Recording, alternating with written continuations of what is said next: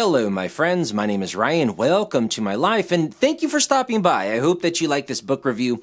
Today, I am bringing you a travel book. The name is Twilight in Italy, written by my favorite English author, D.H. Lawrence. It was published in 1916, and it chronicles Lawrence's impressions and memories of the very colorful experiences and people that he encountered during his stay in Italy, as well as his traversing Austria, Switzerland, and part of Bavaria on his way to Italy in the years of 1912 and 1913. Long time ago. Italy's changed, obviously, so this is not the type of book that you pick up before you head to Italy to sort of get the lay of the land and to find out what the customs are, although certainly there will be parts of the Italian character that certainly probably haven't changed all that much. But you'll have to go to Italy after reading this and discover for yourself. So why would you read a travel book that is more than 100 years old? Well, first of all, it's written by my favorite English author, so I had to read it. But why would you read it? Well, if you're like me and you like authors who don't pull punches and tell you their honest impressions and make the most perhaps mundane event like walking into a tavern and ordering a glass of wine and then striking up a conversation with the hostess, like something that we all do, but the author is able to bring it to such rich life and then go on into reveries of deep philosophical insight, or perhaps confusion, if you disagree with them. I will get to that later. I want to read some of the snippets of Lawrence's writing so that you can at least get a flavor of it before you dive right in. So it is not a very long book, just a little over 100 pages, several chapters, and each chapter is like a short essay on one particular part of his journey. So D.H. Lawrence, in the very first chapter of Twilight in Italy, it is the crucifix across the mountains. So he is walking across the mountains on his way to Italy. He's going down the Imperial Road. Apparently, this was a road that was constructed by the German kings, I believe, during the Holy Roman Empire, that led from Munich all the way to Italy, and along the road were lots of crucifixes because obviously we're going through Christian nations, Catholic nations. Holy Roman Empire was Catholic, and Italy, very Catholic nation. I believe, the Holy Roman Empire was Catholic. Check on that, please. Pretty sure. And there's all these crucifixes along the road, and depending upon which part of the road he was going through, the style of the crucifix was very different. And I'm sure you, whether or not you grew up in church, whether or not you've gone to many museums across your life, you have seen some crucifixes of Jesus on the cross where he's happy and sort of gay, and you've seen crucifixes of Christ where he's in a lot of pain, and you've seen different interpretations of the crucifixion of Jesus Christ. So he's walking along this path, and one of the cool things about the way a lot of people used to travel back then was they walked, of course, it's convenient to take planes and boats and trains, and he does do a little bit of train travel and stuff like that, but when you walk, you get to see all of the small details. I'm a big fan of that. So I'll just read one line from this part, and it is, "At a meeting of the tracks was a crucifix, and between the feet of the Christ a handful of withered poppies. It was the poppies I saw, then the Christ." Doesn't seem to mean much, right? So he comes across the meeting of two roads and sees a crucifix, and below the feet of the crucified Christ, there's some withered poppies. It was the poppies I saw, then the Christ. Within a lot of D.H. Lawrence's writings, you find there is this battle going on in the world from Lawrence's eyes throughout the aeons between sort of our pagan roots that sort of worship nature, our love for nature, and then sort of the Christian ideal, which is mainly the Word, the Spirit, which is sort of divorcing itself from nature. And so I just thought that line was very Lawrencean, you know. It was the poppies I saw, then the Christ. I feel like Lawrence definitely has a preference, even though he says many good things about Christianity. He does, he does. Or some ideas from it. I believe that Lawrence always favored the pagan roots. Although there are parts of this book where he doesn't recommend you can't just go back to the past and be fully pagan. No, he goes on later to talk about a third option, which maybe I'll get to. But he does have a little preference for the body than the mind. Perhaps because he was so mental, because he was such an intellectual, that he tried not to be. He tried to be as much in the body, in the blood, in the loins. Anyways, let's continue. So that's the crucifix across the mountains. A nice way to start off. You're walking along with him. He's describing the land. You get a feeling for all of the differences in Europe that can happen in just a day's walk, and you can judge it just by the way that the crucifixes are designed. And he talks about Christ as he goes into, in that small chapter, goes into what Christ represents. Does he represent death? Well, he does represent death. Christ is the embodiment of death, and he goes and talks about death. But there's also a sensuousness within it. I'll leave it for you to read it. Anyways, the next chapter, which is actually the first chapter, I think that was just the introduction, The Spinner and the Monks. So in this chapter, he is in a small village, and he wants to find this church, and he clambers up and finds his way up to a high wall, and there's an old woman spinning in the old fashion. She's sort of got the warp and the woof. She's got those old instruments of making and forming cloth articles that people don't use very, very much. Even back then, he compliments her on having this incredible skill because she's doing it almost mindlessly, this old woman. And that is actually what I'm going to read for you, because he gets into a conversation with her. I should say Lawrence spoke a little Italian, not fluent, but conversationally. Enough to get the gist and enough to express himself. And after he tries to strike up a conversation with her, he has some thoughts to say. She glanced at me again with her wonderful, unchanging eyes that were like the visible heavens, unthinking, or like two flowers that are open in pure, clear unconsciousness. To her, I was a piece of the environment, that was all. Her world was clear and absolute, without consciousness of self. She was not self-conscious, because she was not aware that there was anything in the universe except her universe. In her universe, I was a stranger, a foreign signore. That I had a world of my own other than her own was not conceived by her. She did not care. So, several times he reiterates, this old woman who I'm trying to have a conversation with, and it's not working so much. And it's not because of language. She's unconscious. Like, she is completely in her world. Whether or not that's true, whether or not he was making just a presumption about it, I will say that D.H. Lawrence, very confident man and very psychologically acute and perspicacious in sussing people out.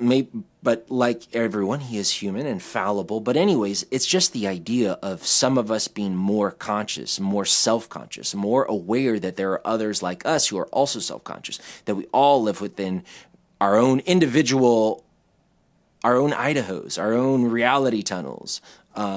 We all have a subjective universe within this larger universe that we all share.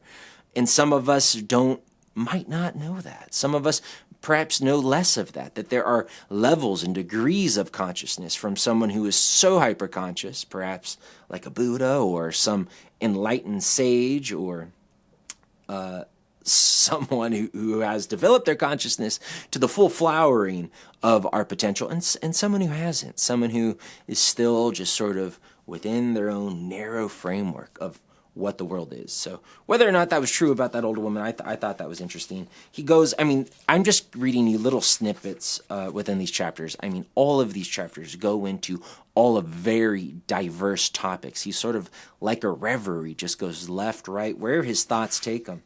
And the second chapter, but the third one we're talking about, the lemon garden. So here he is staying with a man.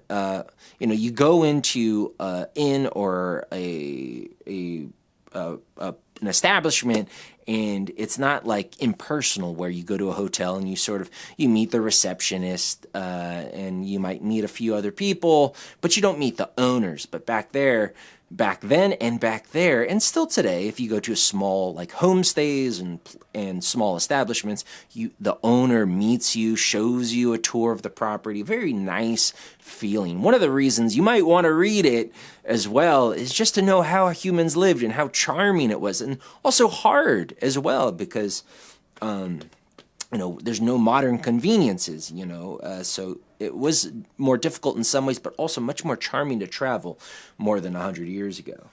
So in the Lemon Gardens, it's a funny chapter. He gives great descriptions of people. Like I said, whether right or wrong, it is fascinating because all of his descriptions do describe the variety that we are as a human species. But he talks about, oh wow, that's very interesting. So he talks about, to the Italian, the phallus is the symbol of individual creative immortality. To each man, his own godhead. The child is but the evidence of this godhead. So he talks a lot about how the Italians historically, and even at that time, had worshipped the phallus, the cock, That's whereas the Northern Europeans were all in the head. But Italians were trying to move to the head, and goes on and on about this sort of, the more you're in your phallus, the more unconscious you are, but the more you are one with nature, and the more you're in your head, the more divorced you are from that. And sort of life disintegrates, and you don't have the ecstasies and consummation of being, if any of that makes sense. But he goes on to say, we have exalted man far above the man who is in each one of us. Our aim is a perfect humanity, a perfect and equable human consciousness, selfless, and we obtain it in the subjection, reduction, analysis, and destruction of the self. So on we go, active in science and mechanics and social reform. So I like this because it kind of reminds me of other writers that I had read from like 1800s and early 1900s talking about this idea of progress, which is just, we take it for granted, but something that people were getting used to, moving from sort of the old ways of life and the old ways of being a human to these new ways, going towards a perfect humanity, progressing, a perfect and equable human consciousness, selfless, There was a time where, equity, equal rights, freedoms that we take for granted, democracy was not in existence. All of these had to be moved and pushed. What were the forces that pushed it? He talks about all of this within these essays, and talks about the repercussions that have come from that. He talks about how there are these two extremes within us. There is the extreme, and he even uses the Christian symbols, like the Father God representing the king, the tyrant, who is jealous and kills and bloodshed, our old self, our pagan self, with pride and strength. That is within each of us. And then the Christian, which is sort of, I don't care about myself, hit me, turn the other cheek, love your neighbor as yourself, selfless. Sort of the ideals that are still very dominant in our society. So, yeah. Okay. And you could definitely tell from his tone what he thinks about progress. Anyways, the lion shall never lie down with the lamb. Another line from that I just saw randomly. Okay, so on to the next chapter. I hope you guys are liking this. If not, that's okay. Tell me why you don't or like it. Or tell me why you do or don't like it. Okay, chapter 3, the theater. So during his stay at these lemon gardens, which spawned that sort of reverie about the mechanization of our world and our progress, there was a theater, a small theater, actually an old church. A lot of these old abandoned churches were being used for other purposes, as still today we do. And there was a small peasant troupe from like a small hamlet that was putting on these shows for like 2 pennies a show. And he got a box seat, and it was very darling to hear how this theater experience would be.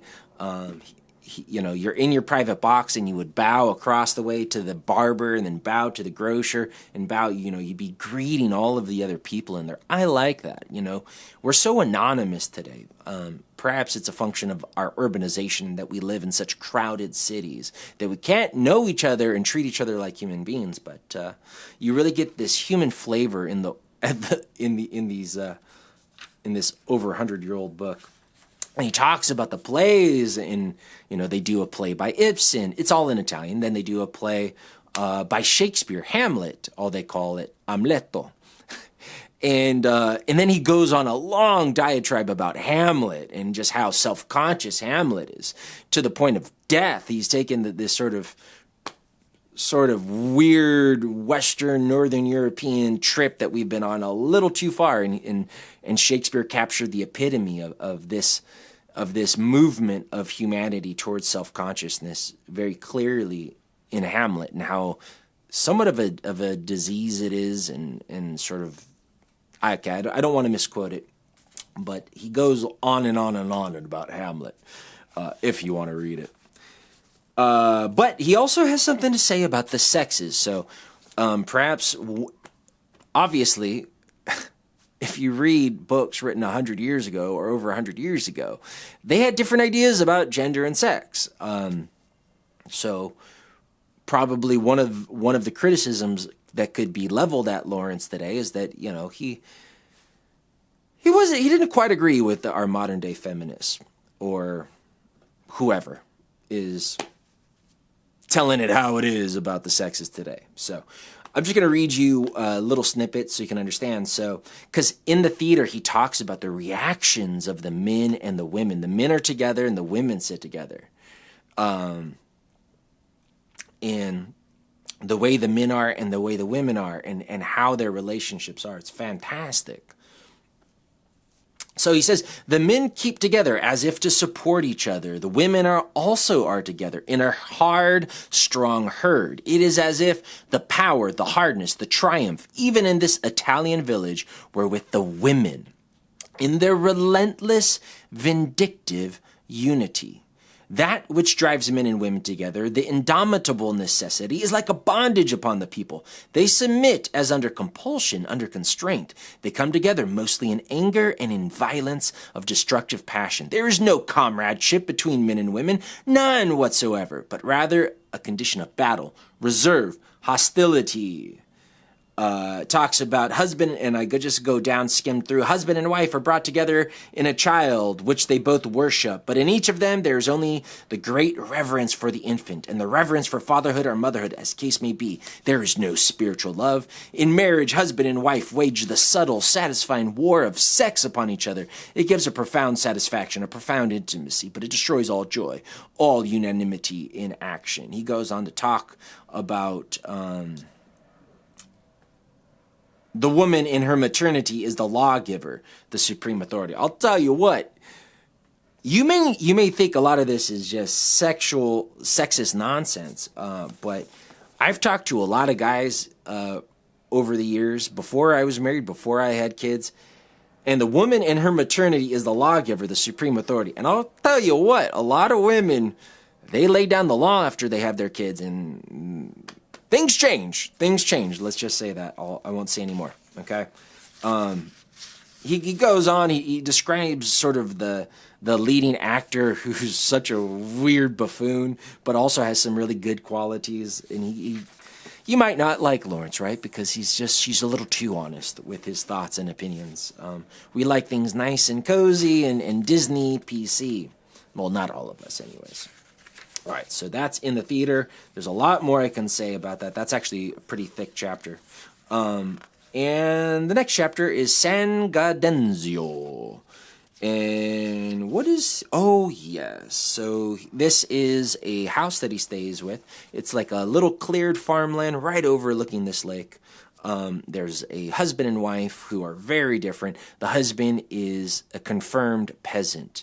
He had been to America, worked for 5 years, came back, and had bought this land, had sent money home. I guess just like a lot of Latin Americans will come to America without their families and send money home, and maybe they don't see their family for years. That's what the Italians were doing back then, going to America, and then disappearing for 5 to 10 years. But one tricky thing is that if you are a young Italian and you didn't return for your military service, you wouldn't be able to come back for like until you were 40. So I think military service, I don't know, 19 or 20 at the time. So if you went to America and you didn't come back for your military service, you wouldn't be able to return to Italy for years and years. And he meets people who are sort of exiled from Italy because of that. It's a very interesting concept, a very interesting fact. But anyways, this husband had gone to America, had bought this property, had been separated from his wife for years. Now he's there with his 2 sons as well, and his oldest son is going to go to America, but that's in a later chapter. And he likes being a peasant. He likes growing vegetables. He likes living off the land. Nature provideth. Where his wife knows that there are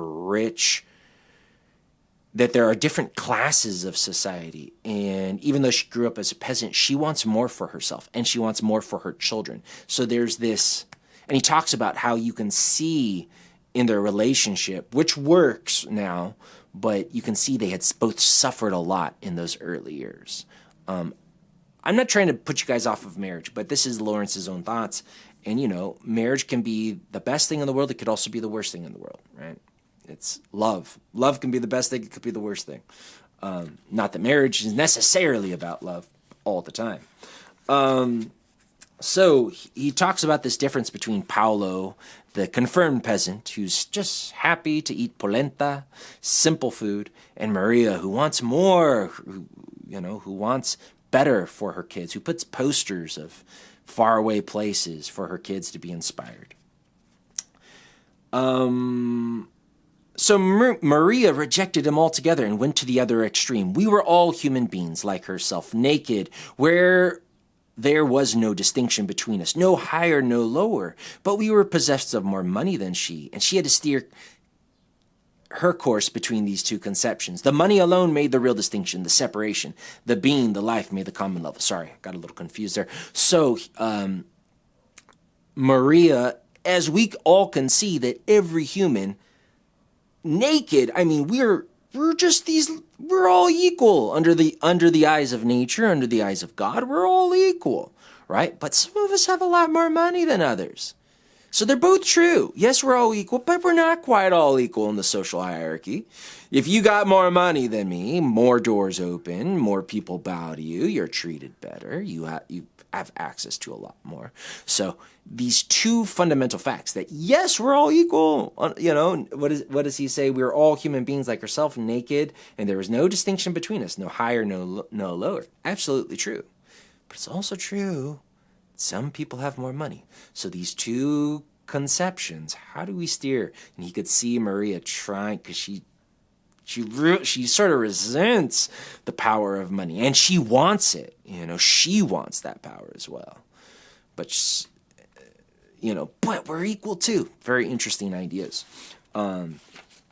Whereas Paolo, her husband, was very happy to give up his seat for the richer man. As peasants used to bow to the aristocracy, he was happy. It was a religious ritual for him.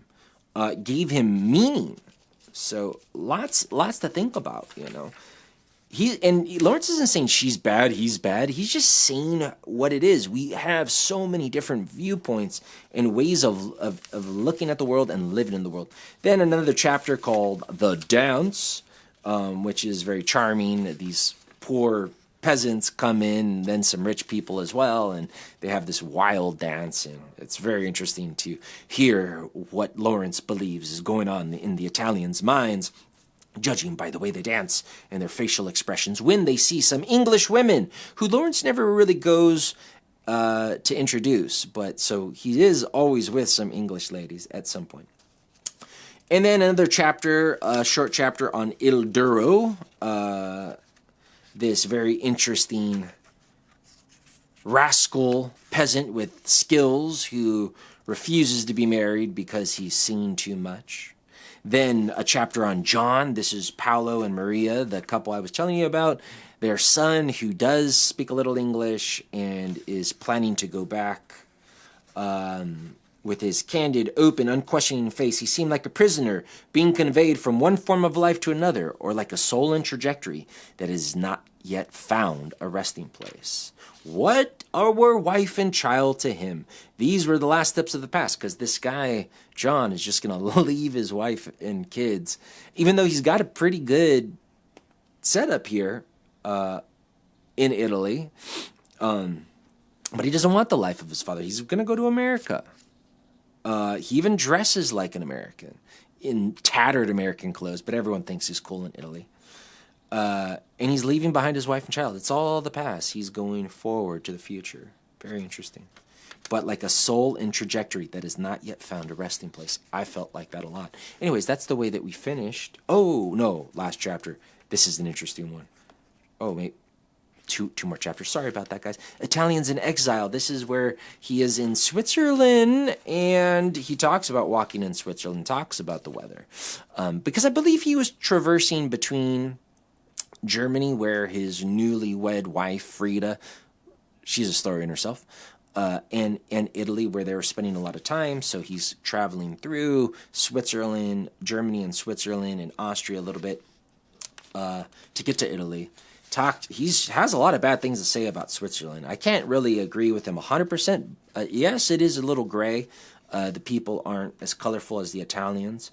But yeah, he didn't really like it. He says about this one place, it was so ordinary that it was like a blight. All the picturesqueness of the town is as nothing. It is like a most ordinary, average, usual person in an old costume. The place was soul-killing. I like that concept, okay, because there are places around me where I go, certain neighborhoods in the suburbs a lot of the time, the newer suburbs, the older places of LA, Southern California, they have character, they have soul, you can feel it. But some of the newer suburbs, there's no soul, you know, the track homes, it just feels soul-killing. I hate it there. You could feel it, like, I know it's poetic, soul-killing, but it does feel like my soul's dying. And so he describes some of these places that way. And then the Swiss are kind of drab and colorless and not altogether very friendly. But then there's this Italian group that starts rehearsing a play in the back room, and he goes and meets them. At first they're suspicious, but then they draw him in, and then they toast him, and then they party with him. And he gets to really know them very well, and they're drinking salutes to Italy, and he gets to know their story and gets to know them very deeply. It's beautiful. It reminded me of some of my awesome travel experiences where just a little eye contact and suddenly you're off on an adventure with this amazing person. Anyways, but they're exiles. They missed their military service, and now they're stuck in Switzerland. So there's this sadness as well, but they have this like little, like if the whole world is gray, almost like The Lion, the Witch, and the Wardrobe. You open that wardrobe and then there's this magic land. That's what these Italians had in this little Swiss ugly town where there's just a factory. But their little nook, they had this like magic with them. And when I was in Switzerland, I remember when you would go through this super long tunnel from the Swiss German speaking side to the Italian side, suddenly there was a lot more color, a lot more sunshine. Yeah.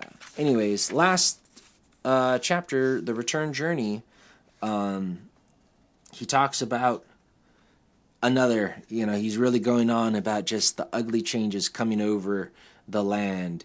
It is the hideous rawness of the world of men, the horrible, desolating harshness of the advance of the industrial world upon the world of nature that is so painful. It looks as though the industrial spread of mankind were a sort of dry disintegration, advancing and advancing, a process of dry disintegration. If only we could learn to take thought for the whole world instead of for merely tiny bits. I thought that was fantastic because where I live, I mean, I like my neighborhood, but there are a lot of places I drive and I just go, this sprawl, oh, poor nature. I mean, it would have been desert, but it would have been, picturesque desert if there was no urban sprawl. There would have been more teeming wildlife, and we've just put so many. I know humans got to live different places. They have to have amenities. I get it. I'm a human. I love being a human. Not against humans. But we've made it so ugly. And because we're all about making money in the West, and particularly in America, we've got billboards and advertisements. It's not about the beauty, It's not picturesque at all. So there's so many ugly places that you can drive to in this modern world. And Lawrence has captured quite a lot of it in all of his writings. But this one, he did a lot, and I don't even know if I've brought you the best of it, but just parts that I'm finding. Meets a woman who's very scared. He wonders if she's been bullied. Talks about just all of these personality quirks of the people that he meets. And talks about mechanical money pleasure, all of the things that bothered him, all of the things that delighted him, because in life there are things that make you scream with joy and make some of the things that make you shudder and convulse in disgust. That's life. We're blessed to have it, and there are parts of it we'd rather not see. And you get that in Lawrence, honestly told. That was Twilight in Italy, the first of 3 travel books that he's written. And I will bring you the next 2 after I've read them. Thank you for watching. My name's Ryan. Bye.